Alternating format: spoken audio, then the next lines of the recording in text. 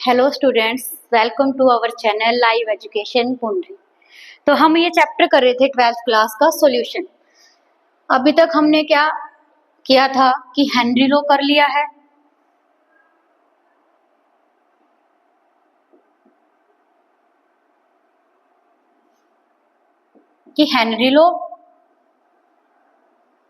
ठीक।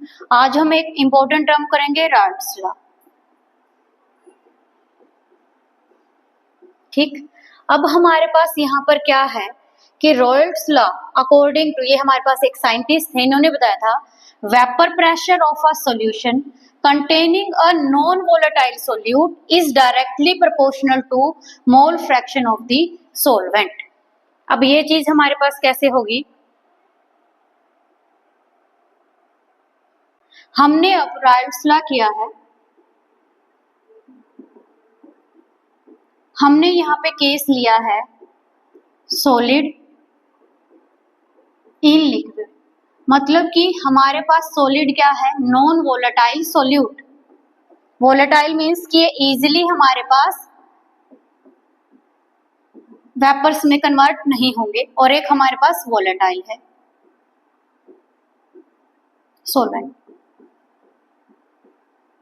तो राल्ड्स लॉ के अकॉर्डिंग क्या है कि वेपर प्रेशर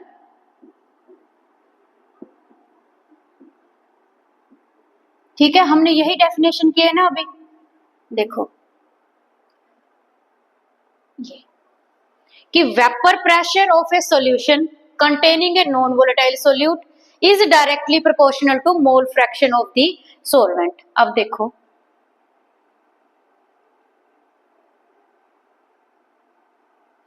कि हमने क्या बोला कि vapour pressure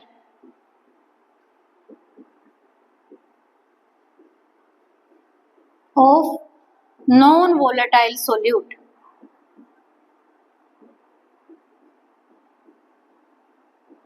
directly proportional to mole fraction of solvent, ठीक है। तो वेपर प्रेशर को हम P से directly proportional to X, X हमारे पास हम डिनोट कर रहे हैं मोल फ्रैक्शन से, V हमारे पास हो गया वेपर प्रेशर। अब ये वेपर प्रेशर क्या होता है हमारे पास कि अगर हमारे पास ये कोई भी सॉल्यूशन है, यहाँ पर ये वेपर्स प्रेजेंट, ये जो प्रेशर डिफरेंट डिफरेंट डायरेक्शन में यहाँ पे अप्लाई करेंगे, ठीक है। अब इस कांस्टेंट को हटा के यहाँ पे हम करेंगे P note X। P note हमारे पास क्या होगा, वेपर प्रेशर ऑफ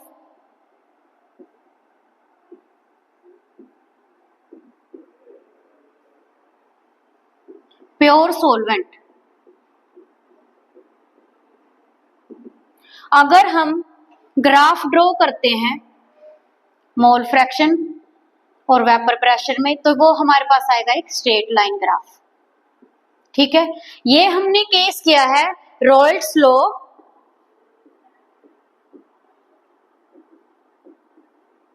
ठीक है, सॉलिड इन लिक्विड, ठीक। सॉलिड सोल्यूट हमारे पास क्या था, नॉन वोलेटाइल था, और हमारे पास सोलवेंट क्या है, वोलेटाइल है। अगर हम अब यहीं पर राल्ड्स लॉ का ही नेक्स्ट केस करते हैं,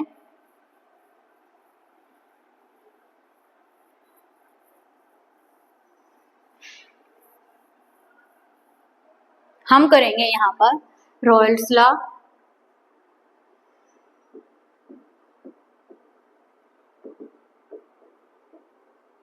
फॉर लिक्विड लिक्विड,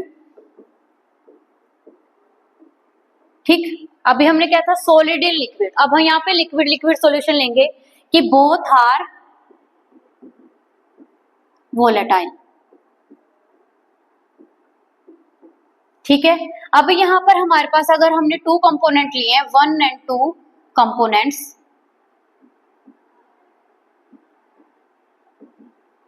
अब हमारे पास क्या होगा यहाँ पर, vapour pressure of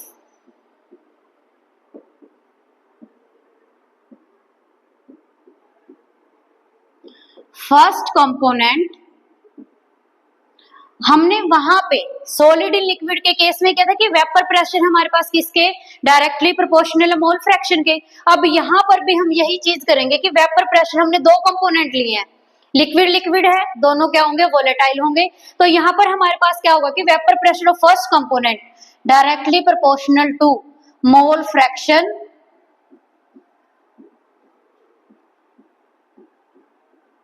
of first component. तो क्या हो जाएगा P1 directly proportional to N1। ठीक है, प्रोपोर्शनलिटी को हटा के हम लिखेंगे P1 is equal to P1 note X1। अब P1 नोट हमारे पास क्या होगा, वेपर प्रेशर ऑफ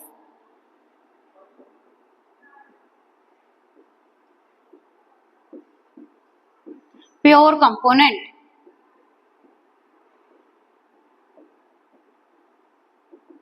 ठीक है, P1 क्या है, vapour pressure of first component, X1 क्या है, mole fraction of first component. Similarly हम क्या करेंगे कि अगर हमारे पास कंपोनेंट 2 है, उसका वेपर प्रेशर डायरेक्टली प्रोपोर्शनल होगा मोल फ्रैक्शन ऑफ जो हमारे पास कंपोनेंट 2 के मोल फ्रैक्शन होंगे। P2 is equal to P2 not X2। तो अब हमारे पास यहाँ पर ये दो इक्वेशंस आई हैं। ठीक, P2 क्या हो जाएगा, P2 naught sorry vapour pressure of pure component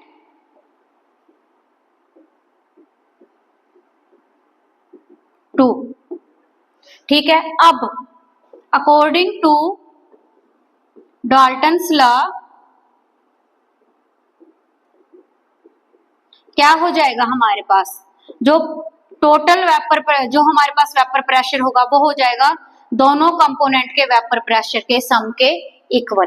ठीक है, डाल्टन्स लॉ आप पहले कर चुके हो। क्या हो जाएगा, जो हमारा टोटल वेपर प्रेशर होगा वो इज इक्वल टू हो जाएगा sum of vapour pressure of component 1 and component 2। अब P1 की हमारे पास क्या वैल्यू है, यहाँ पर P1 note X1 plus P2 note X2। अब हमारे पास हमें पता है मोल फ्रैक्शन का जो सम होता है वो इज इक्वल टू होता है 1। तो X1 किसके इक्वल आ जाएगा, 1 माइनस में X2। ये वैल्यू हम यहाँ पे पुट करेंगे तो P टोटल हमारे पास किसके इक्वल हो जाएगा, P1 note 1 minus X2 plus P2 note X2। तो क्या हो जाएगा, P1 note minus P1 note X2 plus P2 note X2। तो P1 नोट माइनस, अब हमारे पास यहाँ पे क्या हो जाएगा, X2 कॉमन आ जाएगा। ठीक, P2 माइनस में P1 नोट, यही सेम चीज हो जाएगी। या फिर हम इसको कैसे लिख सकते हैं, P1 नोट माइनस X2। ठीक है, क्या हो जाएगा, P1 नोट माइनस में P2 नोट। ठीक है, अब ये हमने क्या किया है, सिंपल वैल्यूज फिट किए। टोटल जो हमारे पास मोल फ्रैक्शन होता है वो 1 के इक्वल होता है। तो X1 is equal to 1 minus में X2, ये वैल्यूज हमने यहाँ पे पुट की है। बस हमने ये माइनस X2 को कॉमन निकाल लिया तो क्या आ गया यहाँ पे, जब हम इस ब्रैकेट को ओपन करेंगे तो सेम यही टर्म हमारे पास आ जाएगी। ठीक है, ये था हमारे पास total vapour pressure Raoult's law के अकॉर्डिंग। अगर हम अब ग्राफ ड्रॉ करते हैं,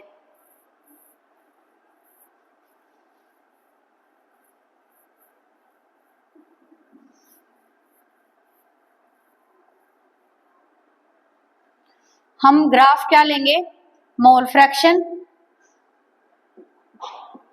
वर्सेस वेपर प्रेशर। हाँ, वो हम यहाँ पे X1 इज इक्वल टू 1 लेंगे, X2 इज इक्वल टू क्या लेंगे 0। यहाँ पर X1 0 हो जाएगा, X2 क्या हो जाएगा 1 के इक्वल हो जाएगा। अगर हमारे पास यहाँ पर ये प्योर कंपोनेंट 1 का है वेपर प्रेशर, तो हम अब यहाँ पर क्या बोलेंगे कि जो हमारे पास फर्स्ट कंपोनेंट है वो क्या है, लेस वोलेटाइल है। लेस वोलेटाइल है तो उसका वेपर प्रेशर क्या होगा, थोड़ा सा कम होगा, ये आ जाएगा ऐसे। ठीक है, सेम P2 नोट, तो हमारे पास ये आ जाएगा ऐसे। ठीक है, ये हमारे पास हो जाएगा P1, ये हो जाएगा P2। अगर हम टोटल PT देखेंगे तो P1 प्लस में P2 is equal to PT। ये था हमारे पास कि ग्राफ क्या होगा रोयल्स लॉ का अगर हम दो कंपोनेंट्स ले रहे हैं। ठीक है, 1 और 2 हमने ग्राफ ड्रॉ किया है, mole fraction versus vapour pressure. ठीक है, ये था हमारे पास। अब रोल्स लॉ क्या होता है, अब नेक्स्ट हम देखते हैं।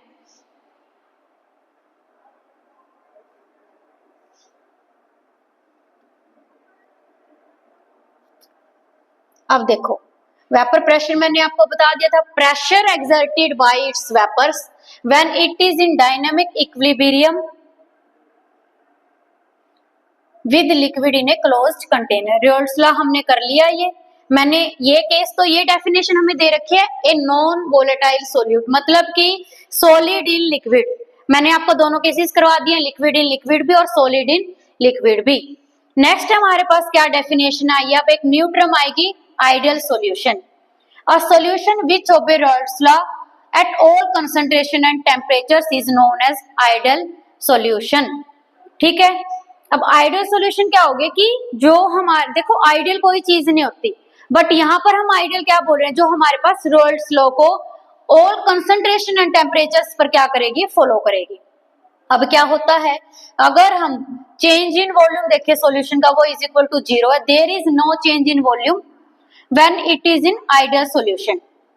ठीक, अब यहाँ पर क्या है, एंथैल्पी, हम इसको बोलते हैं डेल्टा एच को एंथैल्पी। आप ये पहले +1 में कर चुके हो। तो डेल्टा V सॉल्यूशन की वॉल्यूम, डेल्टा H सॉल्यूशन क्या हो जाएगा, वो भी क्या हो जाएगा, 0। तो ये हमारे पास क्या होगा, आइडियल सॉल्यूशन जो रोल्स लॉ को ओबे करेगा।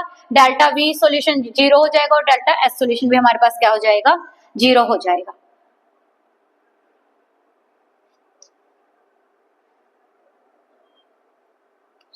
सॉरी,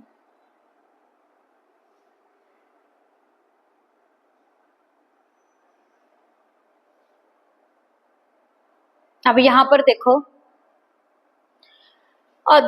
नेक्स्ट है the solution show positive deviation from Raoult's law, its vapour pressure is higher than predicted by Raoult's law.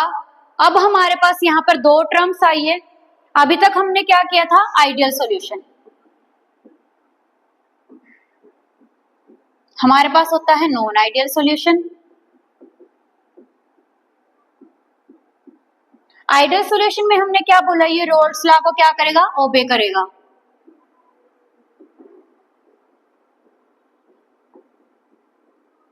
But non ideal do not ओबे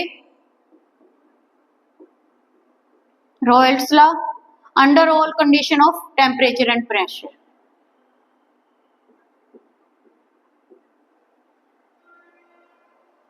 ठीक, आइडियल सॉल्यूशन। अब non ideal, delta V solution हमारे पास not equal to 0, delta H जो हमने enthalpy देखा था वो भी क्या हो जाएगा, not equal to 0 for non ideal solution.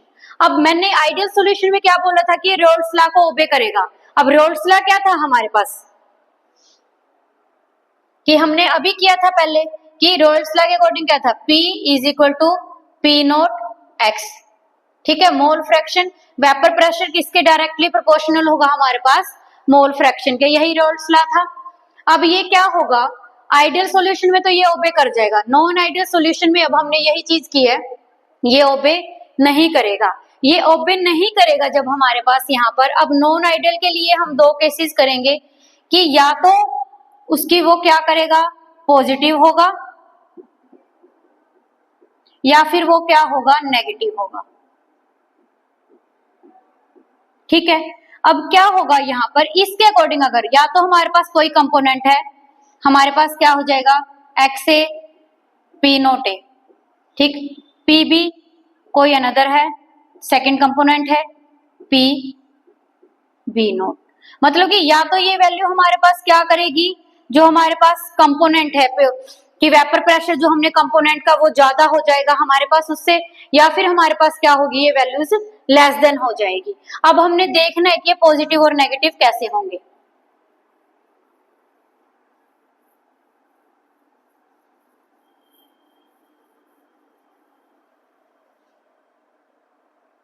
अब देखो इन्होंने बोला है the solution positive deviation if its vapour pressure is higher than, मतलब क्या है यहाँ पर,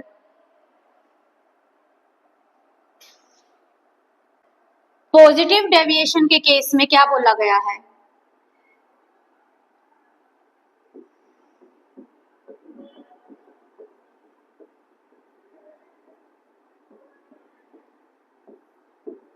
कि जब हमारे पास, हमने ये केस किया है नॉन आइडियल के लिए, जो प्रेशर होगा हमारे पास, अगर हमारे पास दो ए बी सोल्यूट है, हमारे पास इनको मिलाकर क्या बनेगा, सॉल्यूशन बनेगा। ठीक, अब अगर जो हमारे पास पार्टिकल्स है ए और पार्टिकल्स है बी सोल्यूट के, उनके अंदर जो इंटरेक्शन है वो ज्यादा होगी, जो हमारे पास ये कंबाइन करके आएगा सॉल्यूशन। ठीक है, तो क्या चीज हुई यहाँ पर कि वेपर प्रेशर जो हमारे पास ए का वो ज्यादा हो जाएगा एक्स ए पी ए, ठीक है, P B X B P B. ठीक, अगर हम इसको क्या करेंगे कि जो हमारे पास इंटरेक्शन होगी ए के जो कंपोनेंट्स होंगे उनमें ज्यादा होगी, जो बी हमने सोल्यूट लिया है उसके अंदर इंटरेक्शन ज्यादा होगी, देन जो हमारे पास वो ओवरऑल इंटरेक्शन होगी। ठीक है, अगर कोई कंपोनेंट ए है कंपोनेंट बी है, तो हमारे पास क्या होगा कि ए के जो पार्टिकल्स की इंटरेक्शन होगी वो ज्यादा होगी और बी के पार्टिकल की इंटरेक्शन क्या होगी, ज्यादा होगी। जो टोटल सोल्यूशन की वहां पे क्या होगी, इंटरेक्शन होगी, वो क्या होगी, वहां पर कम होगी। ये केस होगा हमारे पास पॉजिटिव डेविएशन का। अगर हम पॉजिटिव डेविएशन के लिए ग्राफ ड्रॉ करते हैं रॉल्स लॉ के अकॉर्डिंग, जो हमने देखा था, हमने यही लिया था कि mole fraction versus vapour pressure, x2 is equal to 0 1।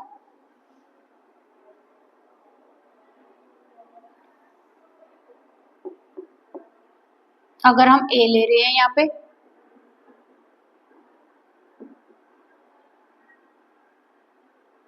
P B, ये हो जाएगा पी ए। तो पॉजिटिव डेविएशन में हमारे पास क्या हो जाएगा, वेपर प्रेशर बढ़ेगा। ठीक, तो ये कर्व है जो अपर साइड में आएगा, जो टोटल होगा हमारे पास, ये ऐसे टोटल था तो ये भी क्या होगा, यहाँ पे इंक्रीज शो करेगा पी टोटल।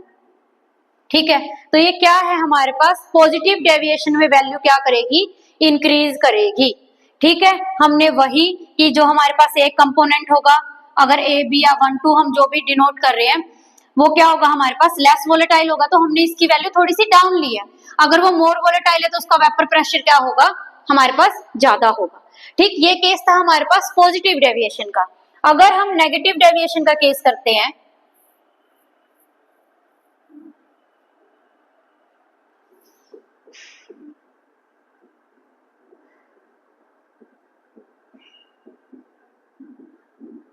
कि यहाँ पे जो वेपर प्रेशर में जो हमारे पास ए कंपोनेंट की, हमने क्या बोला पॉजिटिव डेविएशन में, जो हमारे पास ए बी जो दो कंपोनेंट है उनकी क्या होगी, पार्टिकल्स की ए की इंटरेक्शन ज्यादा होगी, बी की इंटरेक्शन ज्यादा होगी, बट जो हमारे पास टोटल इंटरेक्शन होगी वो क्या होगी, यहाँ पे कम होगी।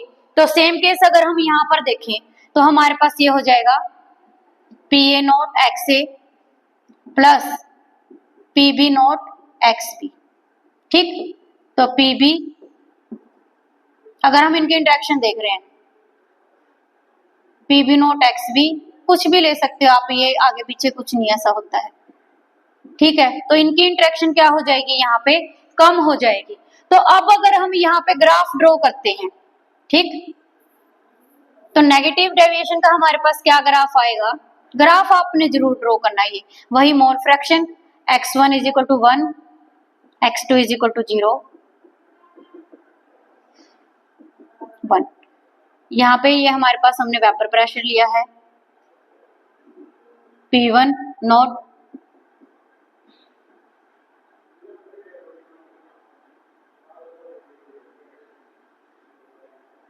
PT P total. अब नेगेटिव, पॉजिटिव में तो वेपर प्रेशर क्या था, इंक्रीज कर रहा था, नेगेटिव में हमारे पास क्या होगा, ये डिक्रीज करेगा, तो ये थोड़ा सा नीचे की साइड आ जाएगा। P1 ये हमारे पास हो जाएगा P2। ठीक है, तो पॉजिटिव में वो वैल्यूज वेपर प्रेशर की क्या थी, इंक्रीज करेगी, और नेगेटिव में वो वैल्यू क्या करेगी, यहाँ पे डिक्रीज करेगी। ठीक, यहां तक क्लियर हो गया। नेक्स्ट देखो,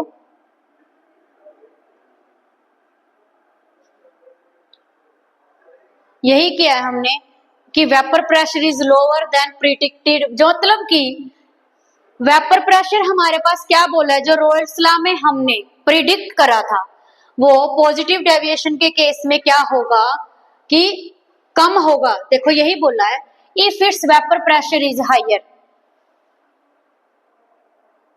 कि vapour pressure is higher than the predicted by Raoult's law, कि जो हमने रोल्स लॉ के अंदर वेपर प्रेशर कैलकुलेट करा था उसकी वैल्यू जो हमारे पास कम होगी।